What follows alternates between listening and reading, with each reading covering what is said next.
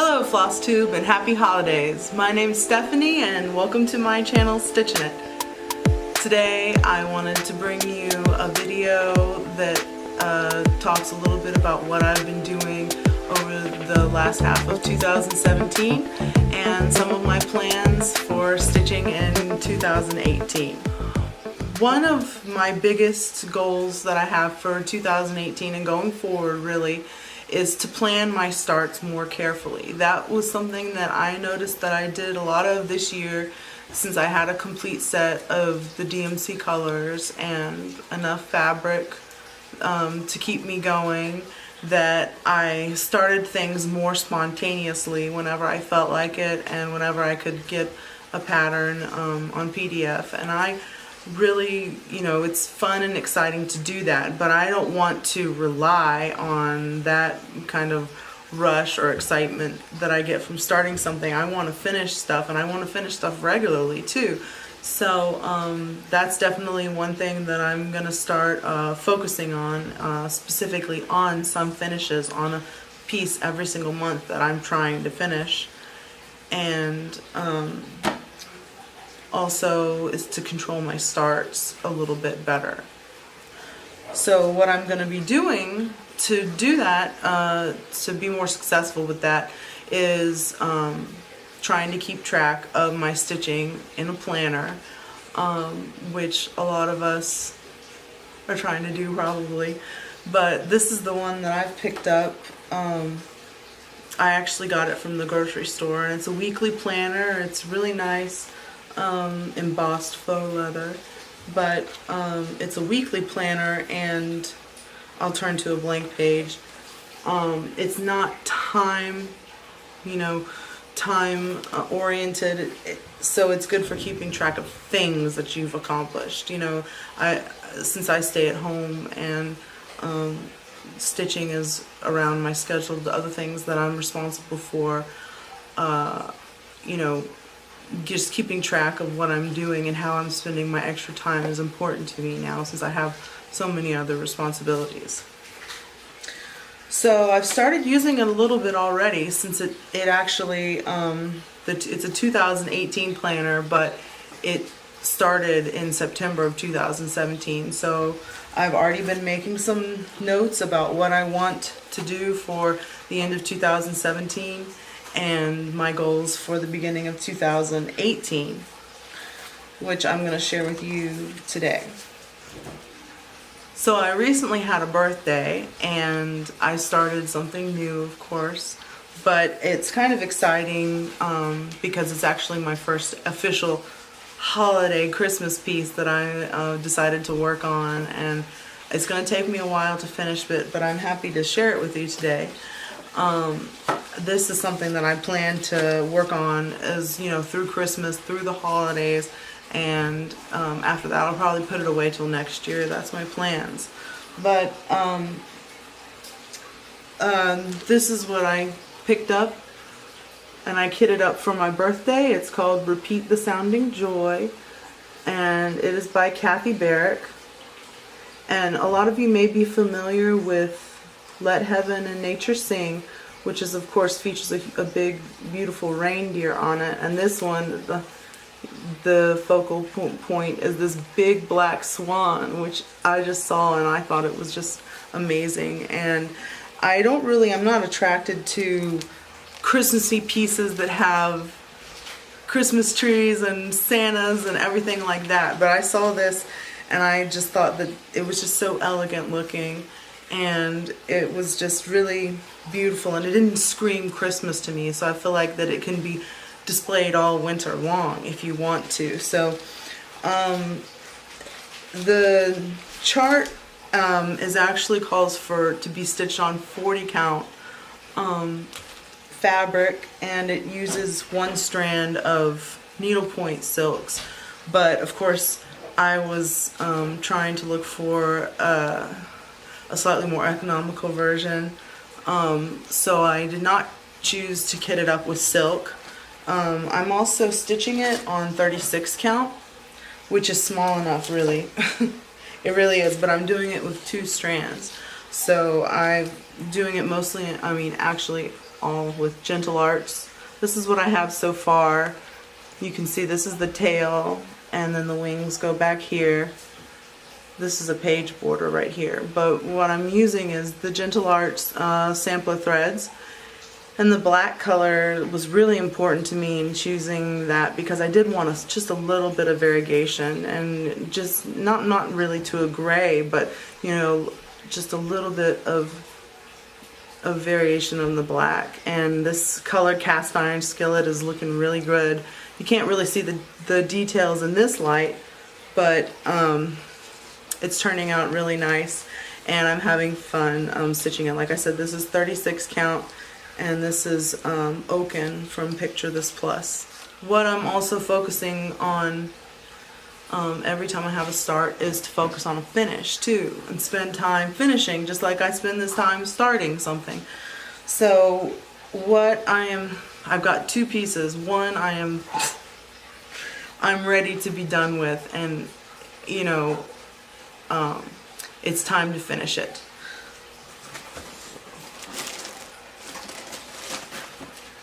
The other two pieces I'll be focusing on this month. One, I've shown it many times before.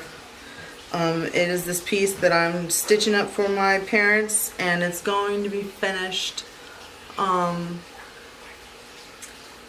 by the end of the month. It's going to be finished, and it's going to be delivered to them because they are closing on their new house later this month, and I would love to give this to them as part of a housewarming present.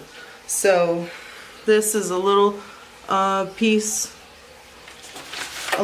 called Irises from a magazine, and I have finished the top flower and started on the back stitching, and it's starting to look really nice.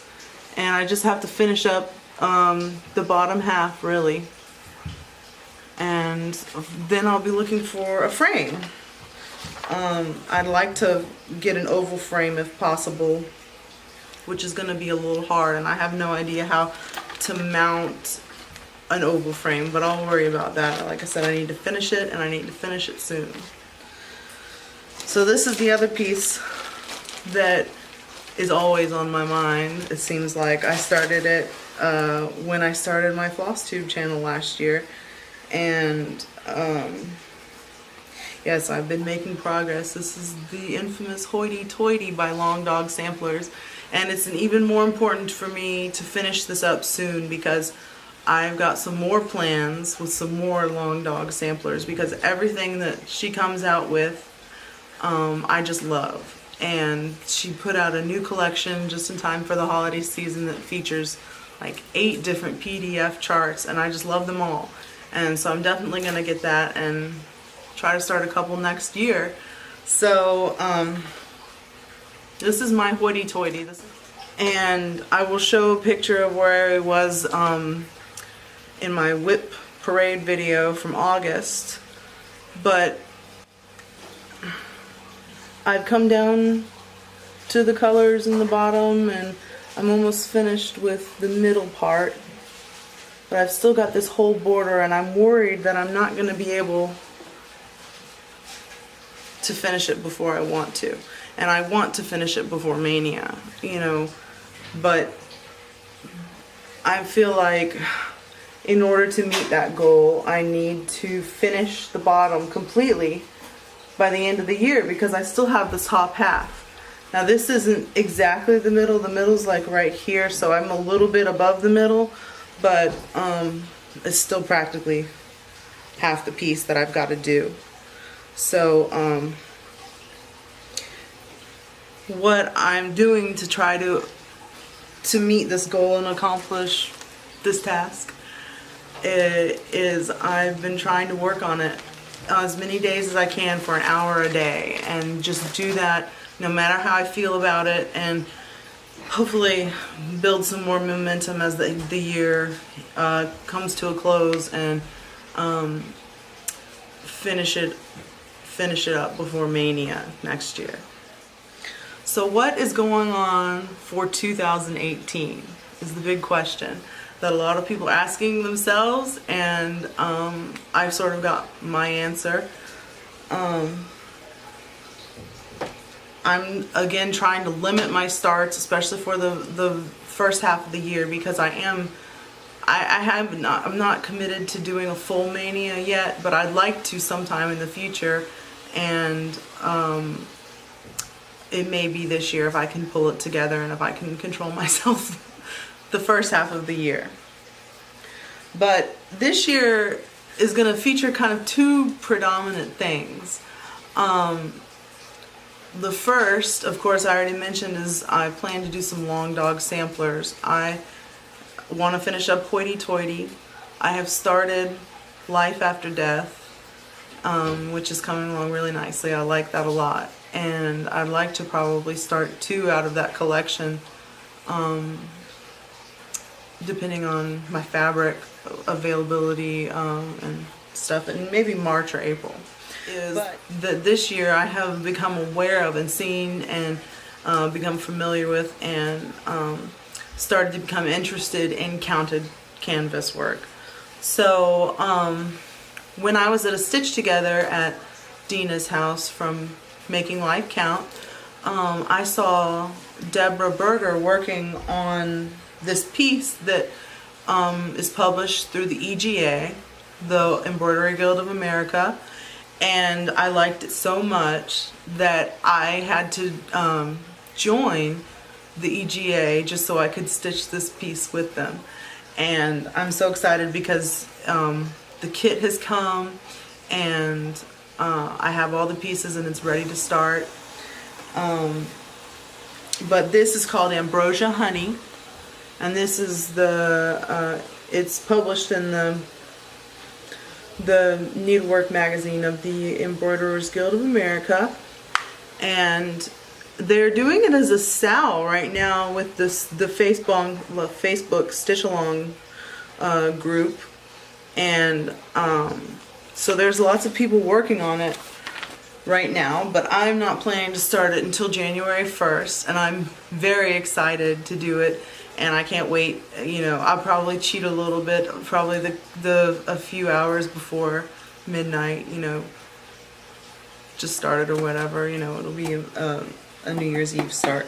But our local guild chapter is doing it also as a stitch along starting in January, which I hope to be a part of, and that's why I'm really excited to do that. I just think it's beautiful.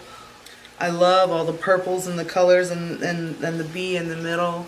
I'm really excited, and especially since I'm going to be doing it with other people, the Stitch Along online and the Stitch Along with the local chapter, I feel like I can get enough help and support to be successful at counted canvas the first time.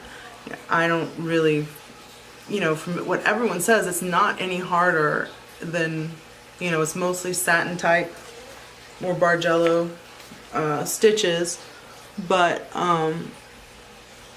so it's not really any more difficult than cross stitch, so I'm excited to give it a go.